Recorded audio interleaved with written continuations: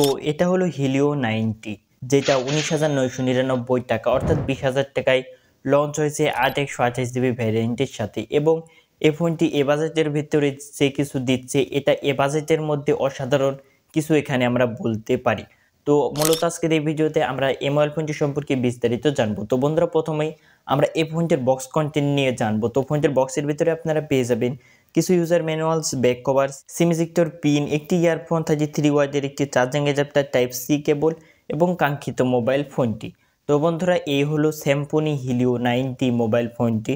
তো ফোনটির ডিজাইনটি একটু প্রিমিয়াম এবং একটু অসাধারণ লেভেলের লাগছে, যেটা দেখে বোঝা যাচ্ছে, এবং ডিজাইনটি অনেকের কাছে ভালো লাগবে, যেটা আমি মনে করে থাকি। এছাড়া আমরা ডিজাইনে একটু নতুনত্ব দেখতে পাচ্ছি, খুব একটা বেশি খারাপ এই ডিজাইনটিকে আমরা বলতে পারি না। হিলিও 90 মোবাইল ফোনটি মোট 3টি কালারের লঞ্চ হয়েছে, একটি হলো ব্ল্যাক, হোয়াইট এবং আরেকটি হলো গোল্ডেন টাইপের কালার। তো এই 3টি কালারের ভিতর থেকে আপনাদের কাছে কোনটি সবচেয়ে ভালো লাগছে অবশ্যই কমেন্ট করে জানাবেন। ফোনটির বিল্ড কোয়ালিটি নিয়ে বলতে গেলে ফোনটির ব্যাক সাইডে গ্লাস্টিক টাইপের কিছু ব্যবহার করা হয়েছে, কিন্তু মোবাইল ফোনটির ব্যাক প্যানেলের তুলনামূলক আঙ্গুলের ছাপটি একটু বেশি বসে। তাই জন্য যদি আপনারা এই মোবাইল ফোনটি কিনেন, আমার রিকমেন্ড থাকবে যে আপনারা এই মোবাইল ফোনটির সাথে একটি ব্যাক কভার ইউজ করবেন। এবং আরও একটি রিকমেন্ড থাকবে যে আপনারা যদি এই ফোনটি কিনেন তাহলে ব্ল্যাক কালার ভ্যারিয়েন্টটি কিনবেন না, কারণ ব্ল্যাক কালার আঙ্গুলের ছাপটি তুলনামূলক আরও বেশি বোঝা যায়। তো যদি আপনারা গোল্ডেন কালারটি কিনেন তাহলে খুব একটা বেশি আঙ্গুলের ছাপ এখানে বসবে না, এবং গোল্ডেন কালারটিও দেখতে ভালোই লাগছে। এছাড়া হোয়াইট কালারটিও ঠিকঠাক রয়েছে। এই ফোনটির থিকনেস হলো 7.96 mm এবং ওয়েট হলো 188 গ্রাম। এই ফোনটি হাতে নিয়ে খুব একটা ভারী বোধ হবে না। এছাড়া মোবাইল ফোনটিতে প্রয়োজনীয় সকল পোর্ট এবং বাটনই দেওয়া রয়েছে। মোবাইল ফোনটিতে 3.5 mm jack, microphone type C port, speaker grille, volume rocker, power button. কিন্তু এই মোবাইল ফোনটির পাওয়ার বাটনের সাথে ফিঙ্গারপ্রিন্ট সেন্সর আপনারা পাবেন না, কারণ এই মোবাইল ফোনটিতে স্যামসং একটি আন্ডার ডিসপ্লে ফিঙ্গারপ্রিন্ট সেন্সর দিয়েছে, যেটা ফাস্ট এবং অ্যাকুরেট আমরা বলতে পারি। তো 20,000 টাকা বাজেট রেঞ্জের ভিতরে আন্ডার ডিসপ্লে ফিঙ্গারপ্রিন্ট সেন্সর, এটিকে আমরা একটি ভালো দিক বলতে পারি। এছাড়া মোবাইল ফোনটিতে আপনারা একটি সেকেন্ডারি নয়েজ ক্যান্সেলেশন মাইকও পেয়ে যাবেন, যেটা আমরা এই বাজেটের মধ্যে একটি প্লাস পয়েন্ট বলতে পারি, কারণ বর্তমান সময়ে আমরা বেশিরভাগ স্মার্টফোনে সেকেন্ডারি নয়েজ ক্যান্সেলেশন মাইকটি মিসিং দেখতে পাই। তো এক্ষেত্রে এটিকে একটি প্লাস পয়েন্ট আপনারা ধরতে পারেন। এছাড়া পেয়ে যাবেন সিম কার্ড ট্রে। ফোনটির যদি আমরা ফ্রন্ট সাইডে চলে আসি তাহলে এখানে রয়েছে একটি অ্যামোলেড ফুল এইচডি প্লাস 120 হার্সের একটি ডিসপ্লে, যার রেজলিউশন হলো 1080x2400 পিক্সেল, যার পিপিআই ডেনসিটি হলো 394। এবং এই মোবাইল ফোনটির ডিসপ্লেতে কর্নিং গরিলা গ্লাস 5 এর প্রোটেকশন রয়েছে, যার ফলে মোবাইল ফোনটি ভুলে আপনাদের হাত থেকে পড়ে যায় তাহলে ডিসপ্লের কোনো ক্ষতি হবে না, এটি প্রোটেক্টেড থাকবে। এছাড়া এই মোবাইল ফোনটির ক্ষেত্রে আপনাদের কাছে একটি বিষয় খারাপ লাগতে পারে, সেটি হলো ডুয়েল স্টোরিও স্পিকার, যেটা এই মোবাইল ফোনটিতে নেই। তো আমরা বর্তমান সময়ে 12 থেকে 13,000 টাকা বাজেটের ভিতরে ডুয়েল স্টোরি স্পিকার বিষয়টি দেখতে পাচ্ছি এখনকার সময় এসে। তো যদি এখানে হিলিও 90 যদি একটি ডুয়েল স্টোরি স্পিকার দিয়ে দিত তাহলে এই মোবাইল ফোনটির ক্ষেত্রে কোনো কমপ্লেনই থাকতো না। তো যেটা আপনারা সকলেই জানেন যে কোনো না কোনো একটি দিক দিয়ে কমতি থাকে একটি মোবাইল ফোনের ক্ষেত্রে। তো আমরা আশা করি যে হিলিও পরবর্তী সিরিজের আমরা মোবাইল ফোনে ডুয়েল স্টোরিও স্পিকারটি দেখতে পাবো।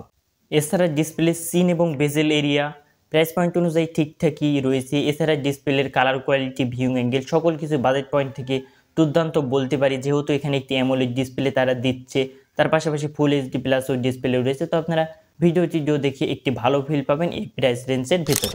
আর এখানে পারফরমেন্স সেকশনে রয়েছে মিডিয়াটেক হিলিও G99 এর প্রসেসরটি, যেটা হলো 6nm বেস একটি প্রসেসর, যার আন্তর্জাতিক স্কোর 4,20,000 প্লাস চলে আসে এখানে, এবং এটিকে আমরা ভালো বলতে পারি এবার সেগমেন্টের ভেতরে। এছাড়া পেয়ে যাবেন অ্যান্ড্রয়েড 14। কিন্তু এই মোবাইল ফোনটিতে কত বছরের ওএস আপডেট দিবে এবং আদৌ কি এই ফোনটিতে ওএস আপডেট আসবে কিনা এটি নিয়ে কোনো তথ্য পাওয়া যায়নি। তো আমার মতে এই বিষয়টি সকল ব্র্যান্ডেই ক্লিয়ার করে দেওয়া উচিত যে মোবাইল ফোনটিতে কয় বছরের ওএস আপডেট দেওয়া হবে। তো আমরা আমাদের পাশের দেশ ইন্ডিয়াতে যে সকল ফোনই লঞ্চ হোক না কেন সেখানে তারা বলে দেয় যে 2 বছরের ওএস আপডেট বা 3 বছরের ওএস আপডেট রয়েছে। তো এক্ষেত্রে আমাদের দেশে আমরা কত বছরের মোবাইল ফোনটিতে ওএস আপডেট রয়েছে এই বিষয়টি আমরা জানতে পারি না। তো আমার মতে এই বিষয়টি ব্র্যান্ডকে ক্লিয়ার করে দেওয়া উচিত। তো আপনাদের কি মতামত অবশ্যই কমেন্ট করে জানাবেন। এছাড়া গেমিং নিয়ে বলতে গেলে এই মোবাইল ফোনটিতে আপনারা ফ্রি ফায়ার, পাবজি সহ যে সকল বেসিক লেভেলের গেমগুলো রয়েছে সেগুলো আপনারা আরামসে প্লে করে নিতে পারবেন, এতে কোনো ধরনের সমস্যা হবে না। এবং আপনারা পাবজি এইচডি গ্রাফিক্স এবং হাই ফ্রেম রেটেও খেলতে পারবেন, এতে কোনো ধরনের সমস্যা হবে না।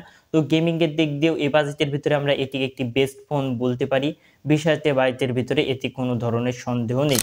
যদি ক্যামেরা সেকশনে চলে আসি তাহলে বন্ধুরা এখানে আপনারা রিয়ার পার্টে পেয়ে যাবেন ডুয়েল ক্যামেরা সেটআপ, যেখানে রয়েছে 64 মেগাপিক্সেলের মেইন ক্যামেরা এবং রয়েছে আরেকটি 2 মেগাপিক্সেলের আরও একটি লেন্স এবং রয়েছে 32 মেগাপিক্সেলের সেলফি ক্যামেরা। তো সেলফি ক্যামেরাটি এখানে তারা অনেক বেশি দিয়েছে এটা আমরা বলতে পারি এবং ফোনটির ক্যামেরা দিয়ে আপনারা সর্বোচ্চ 1080p এবং 30fps ভিডিও শুটিং করতে পারবেন এবং মোবাইল ফোনটির ক্যামেরার দিক দিয়ে অনেক ভালো ভালো ফিচার্স রয়েছে, যেমন এখানে আপনারা এই ফোনটি দিয়ে একসাথে ডুয়েল ভিডিও শ্যুট করতে পারবেন, সেলফি এবং ব্যাক ক্যামেরা একসাথে করতে পারবেন, যেমনটা আপনারা আমাদের স্ক্রিনে দেখতে পাচ্ছেন এবং এটি আপনারা বিভিন্ন পজিশন এবং আপনাদের ইচ্ছা মতন সেট করতে পারবেন। তো এই বিষয়টি আমার কাছে এবার সেগমেন্টের ভিতরে এই ফিচারটি অনেক ভালো লেগেছে। আপনাদের কাছে কেমন লেগেছে অবশ্যই কমেন্ট করে জানাবেন। ফোনটি থেকে তোলাগুলো ছবি কোয়ালিটি নিয়ে বলতে গেলে এগুলো আমার কাছে ঠিকঠাকই লেগেছে, কিন্তু কিছু কিছু ছবিতে আমরা দেখতে পাচ্ছি যে ছবিগুলো একটু বেশি ওয়াশ আউট হচ্ছে অথবা কালারগুলো একটু বেশি বুস্ট করে দিচ্ছে, গ্রিন কালার এবং রেড কালার। এছাড়া সেলফি রেজাল্টগুলো দুর্দান্ত বলতে পারি। তো এ বাজেটের মধ্যে ক্যামেরার ভিতরে 20,000 ভিতর যে কিছু দিচ্ছে এগুলো আমরা ভালোই বলতে পারি এই প্রাইস রেঞ্জ অনুযায়ী। এছাড়া ফোনটিতে 5000 mAh ব্যাটারি, 33 ওয়াটের চার্জিং সাপোর্ট পেয়ে যাবেন, এটিও ভালো দিক বলতে পারি। কানেক্টিভিটির জন্য ওয়াইফাই ডুয়েল ব্যান্ড ব্লুটুথ 5.0 এখানে পেয়ে যাবেন। তো ওভারঅল বলতে গেলে এই 20,000 সেগমেন্টের ভেতর থেকে এই ফোনটি আমার কাছে একটি ভালো ডিল মনে হয়েছে বা রিকমেন্ড করার মতন একটি মোবাইল ফোন মনে হয়েছে। তো এই ফোনটা আপনাদের কাছে কেমন মনে হয়েছে অবশ্যই কমেন্ট করে জানাবেন। এবং বন্ধুরা, এই ফোনটির সাথে আমরা কম্পারিজন ভিডিও করতে চাই, তো আপনারা এই ফোনটির সাথে কোন ফোনটির কম্পারিজন ভিডিও দেখতে চান এ বিষয়টি কমেন্ট করে জানাবেন, তাহলে আমরা খুব দ্রুতই এই ফোনটির একটি কম্পারিজন ভিডিও নিয়ে আসবো। তো বন্ধুরা, এই ছিল মূলত আজকের ভিডিও। এরকম ভিডিও প্রতিনিয়ত দেখতে আমাদের সাবস্ক্রাইব করে আমাদের পাশে থাকবেন এবং অবশ্যই একটি লাইক করে দেবেন। দেখা হচ্ছে পরবর্তী কোনো ভিডিওতে। ততক্ষণ পর্যন্ত ভালো থাকবেন, সুস্থ থাকবেন। আল্লাহ হাফেজ।